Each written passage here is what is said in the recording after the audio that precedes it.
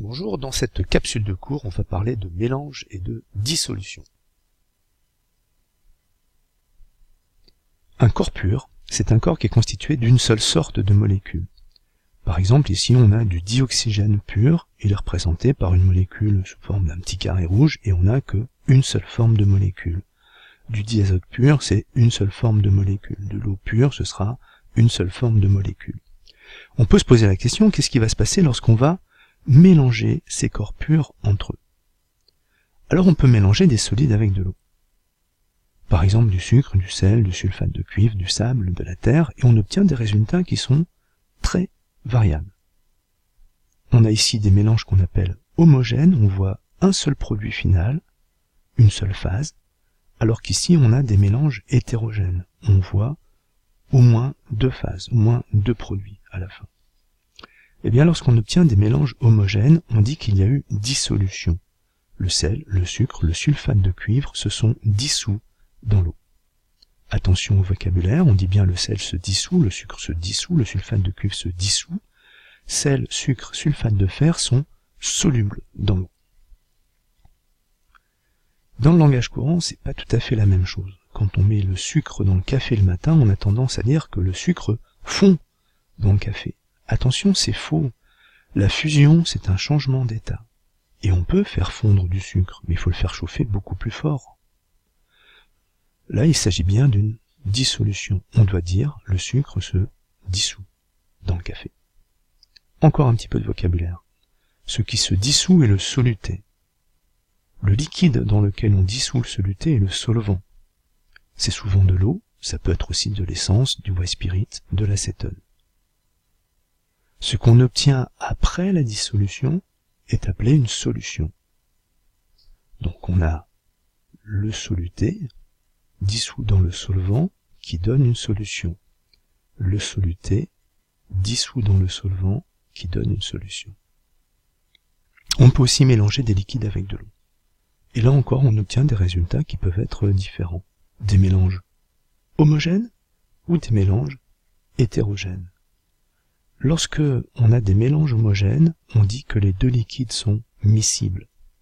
Lorsqu'on obtient un mélange hétérogène, on dit que les liquides sont non miscibles. Le vinaigre et l'huile ne sont pas miscibles. Pourtant, si on agite fortement le mélange, on obtient quelque chose qui semble à peu près homogène et plus ou moins stable. En réalité, ce mélange est constitué de très petites gouttelettes d'huile en suspension dans le vinaigre. C'est ce qu'on appelle une émulsion. Les peintures, les pâtes chocolatées, les mayonnaises, il y a plein de produits qui sont des émulsions dans notre environnement. Alors, à quoi on reconnaît qu'il s'agit d'une émulsion? Eh bien, au bout d'un certain temps, et surtout si la température est élevée, les deux liquides se séparent. On appelle ça la décantation. Par exemple, de la vinaigrette, au bout d'un certain temps, lorsqu'on va la laisser se décanter, eh bien, on va voir réapparaître l'huile et le vinaigre. Une autre décantation possible, c'est celle de la pâte chocolatée. On peut la laisser un petit peu au soleil, par exemple, sur le pare-brise de la voiture, et on s'aperçoit qu'on a à peu près un tiers de matière grasse, encore c'est pas de la bonne matière grasse, hein, c'est de l'huile de palme, qui constitue cette pâte chocolatée. Ça veut dire que lorsqu'on mange ça, il faut être conscient qu'on mange à peu près un tiers de mauvaise matière grasse. Bien sûr, on peut aussi mélanger des gaz avec de l'eau. Les gaz sont aussi solubles dans l'eau, dans leur grande majorité, parce que sinon, comment feraient les poissons pour respirer? Effectivement, à l'aide de leur branchie, ils viennent prélever le dioxygène de l'air qui est dissous dans l'eau et rejettent du CO2, qui se dissout lui aussi dans l'eau. Le dioxyde de carbone, CO2, est particulièrement soluble dans l'eau. Et toutes les boissons gazeuses, coca, champagne, bière, contiennent beaucoup de dioxyde de carbone, tellement qu'une partie du dioxyde de carbone va s'échapper sous forme de bulle quand la bouteille est ouverte et que la boisson est servie. La boisson elle-même est un mélange homogène, après être donc dans la bouteille, mais après être servi, ça devient un mélange hétérogène, on a des liquides, des gaz, de la mousse. On peut mettre en évidence la présence du dioxyde de carbone dans les boissons gazeuses, avec l'eau de chaux, qui se trouble en présence de CO2. C'est assez simple, il suffit de récupérer le gaz produit par l'effervescence de la bouteille et de l'envoyer dans l'eau de chaud et on observe un trouble. Une notion importante est la notion de saturation. On a dit que le sel est soluble dans l'eau. Eh bien, préparons différentes solutions dans lesquelles on augmente les quantités de sel. Voilà ce qu'on obtient. Jusqu'à peu près 40 grammes ou jusqu'à 30 grammes, on a une solution qui est homogène. Un mélange homogène, c'est une solution. À partir de 40 grammes, on obtient un mélange hétérogène. Il reste du sel qui ne se dissout pas et qui ne se dissoudra pas même si on continue à mélanger. On dit à ce moment-là que la solution est saturée. Tout le sel n'est pas dissous. Il reste du sel sous forme solide. TP. Votre professeur a préparé une solution saturée en sel. Il en a préparé suffisamment pour en distribuer 100 ml par groupe. Imaginez un protocole qui permettrait de savoir quelle masse de sel contient 1 gramme de la solution saturée. Alors, il y a plusieurs solutions. On peut imaginer une solution qui s'apparente à celle qu'on utilise dans les marais salins, comme celui de Point Gamme, où on produit ce qu'on appelle le sel Decaux. Eh bien, après avoir vu cette vidéo, vous disposez d'eau de mer et on vous donne une demi-heure pour produire du sel solide. Et on vous demande de proposer un protocole. À vous de jouer. Document, le TAN. Alors vous savez tout ce que c'est que la mangrove, hein, c'est ces arbres qui poussent dans l'eau de mer, mais à l'arrière de la mangrove, il y a une zone où il y a très peu de végétation, qu'on appelle le TAN, et sur laquelle on voit de la croûte de sel qui s'est déposée. Est-ce que vous sauriez expliquer pourquoi on a ici de la croûte de sel et pourquoi on n'a plus de végétation sur cet endroit?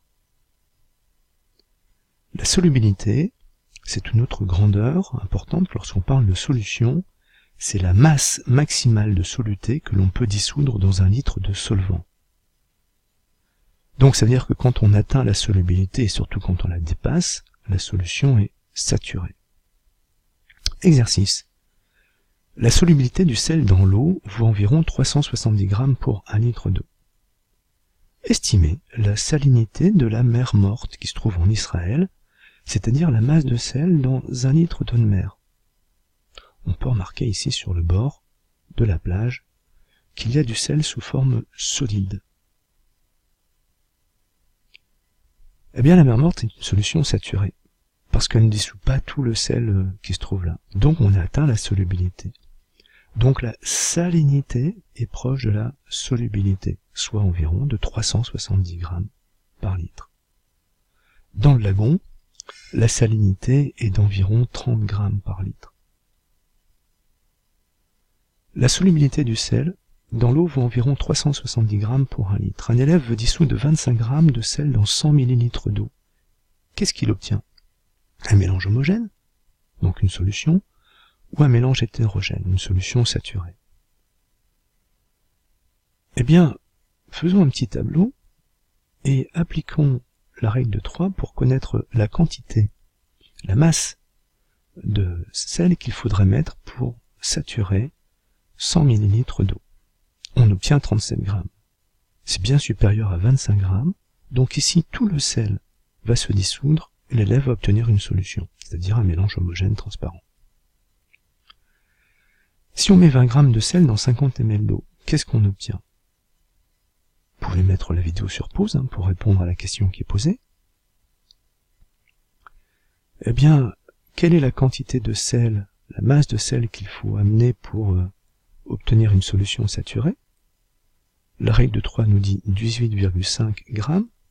Or ici, on veut mettre 20 grammes. 20 grammes, c'est supérieur à la solubilité. Donc, on va obtenir une solution saturée. Une partie du sel sera sous forme solide. C'est un mélange hétérogène.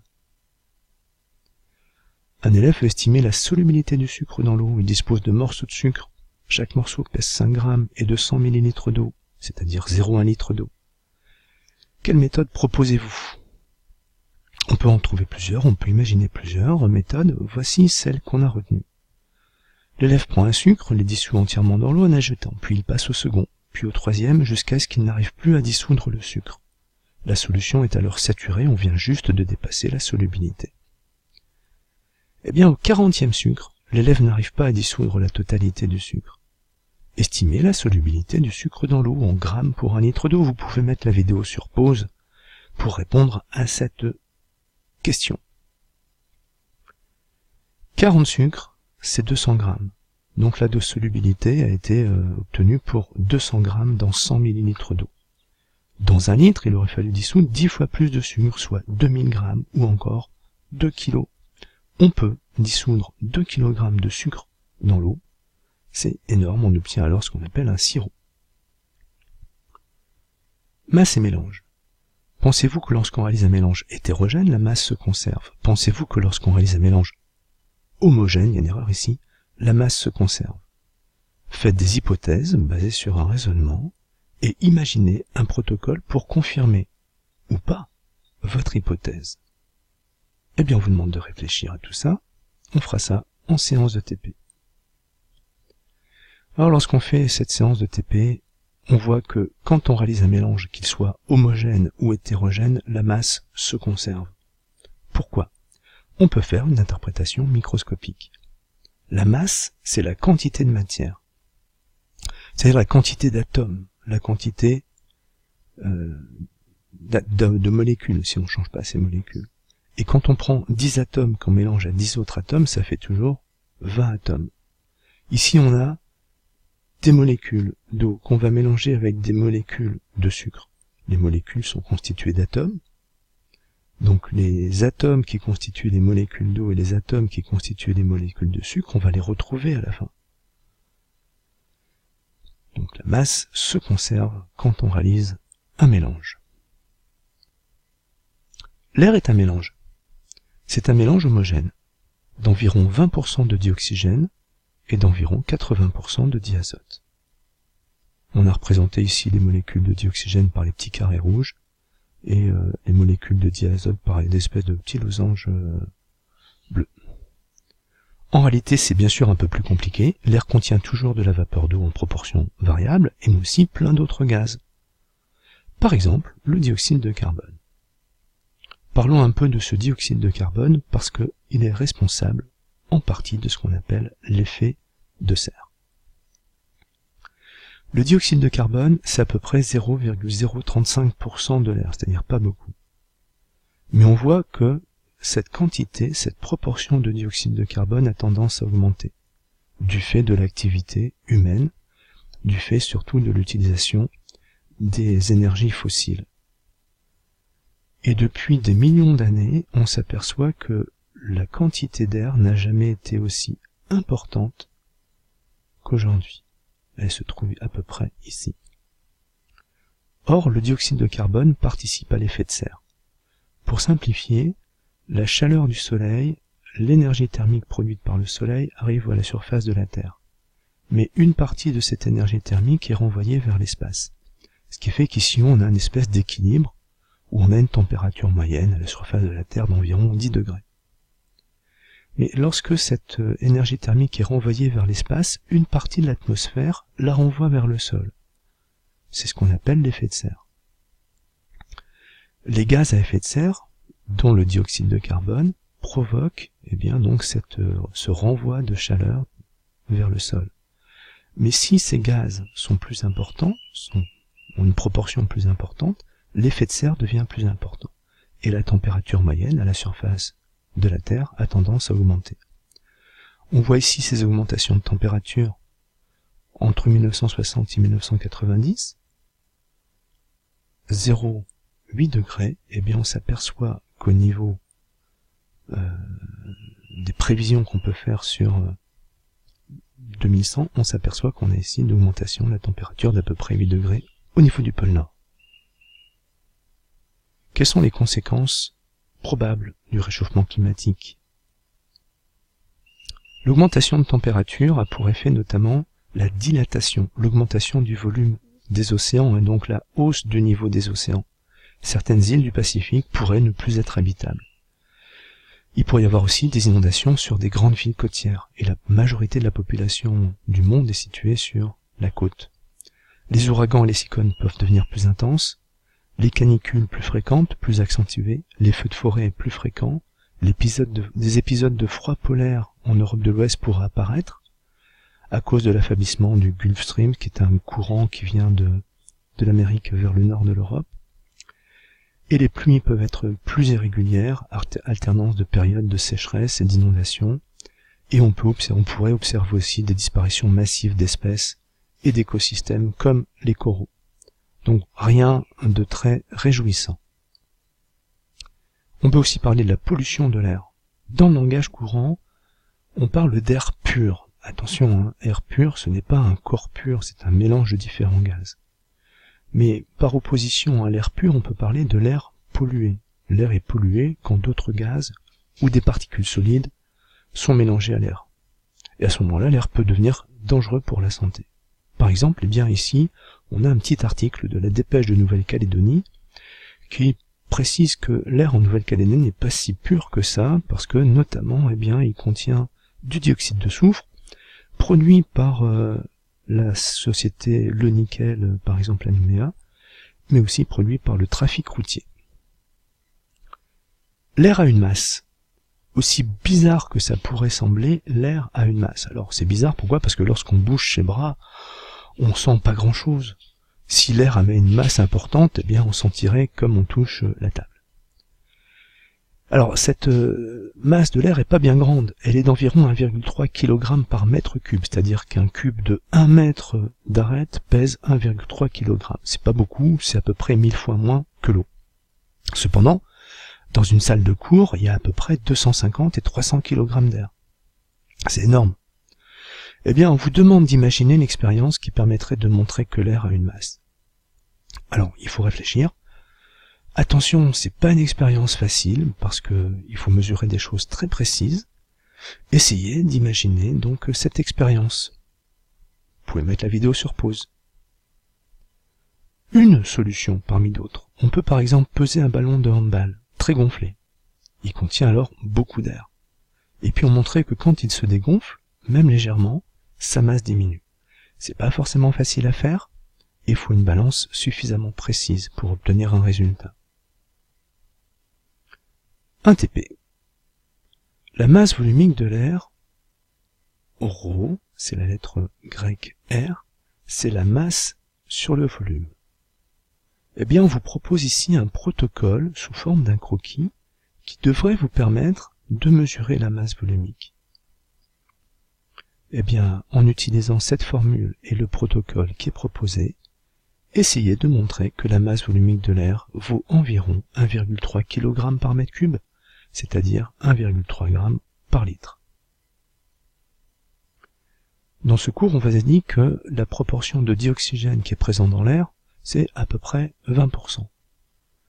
On a ici représenté une expérience où on a mis de l'air dans une éprouvette retournée sur de l'eau.